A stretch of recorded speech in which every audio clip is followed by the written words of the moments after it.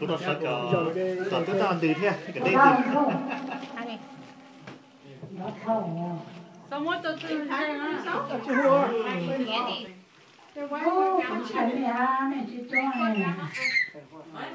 Có hai cái một con nó lâu này con mỏ hả quá.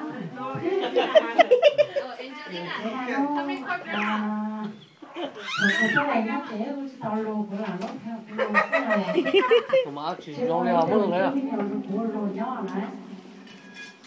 Thì của nó là của lù ta ta ta nhỏ. Cái này cái có có.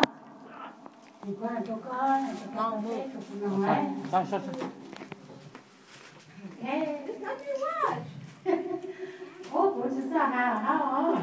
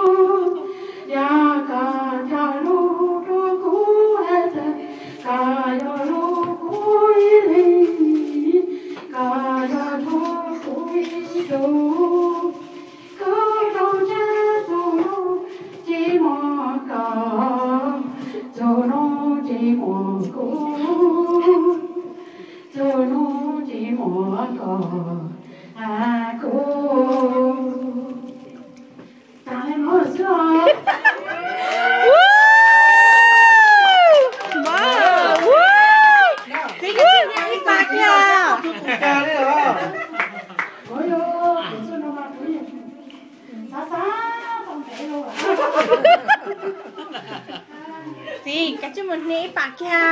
Nó là cả. muốn đi nào cái nữa.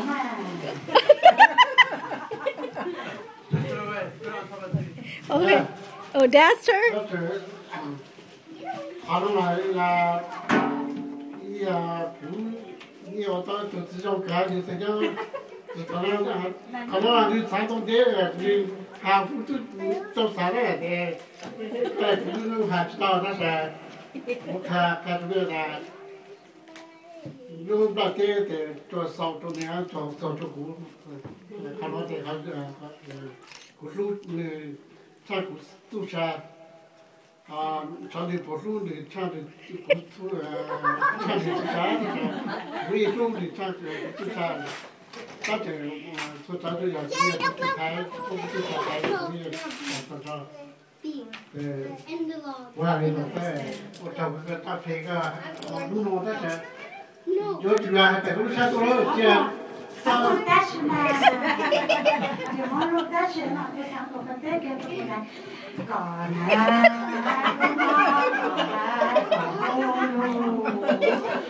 Món vừa chỉ có một bầu đó.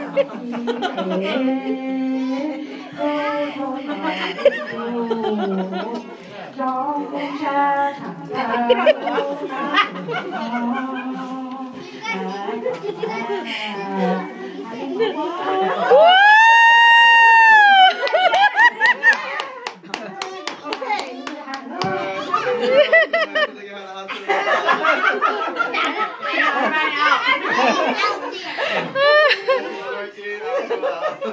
And Dad is speechless.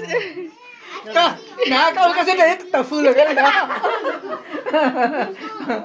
Cái mà ba con nó vấn đề là mà ba ra có. Ôi trời ơi, tên nào phải vui, tên cái tôi sợ rồi. Không có đâu. Cái mà em mong nó phải tè. Rồi, next year. Next week. Nè gì? Dad, có Xin muốn đã. không? You have 1 year to practice. Yeah, you have 1 year to practice. Nói chung thế, mỗi cái cha nó sư lợt tí nào.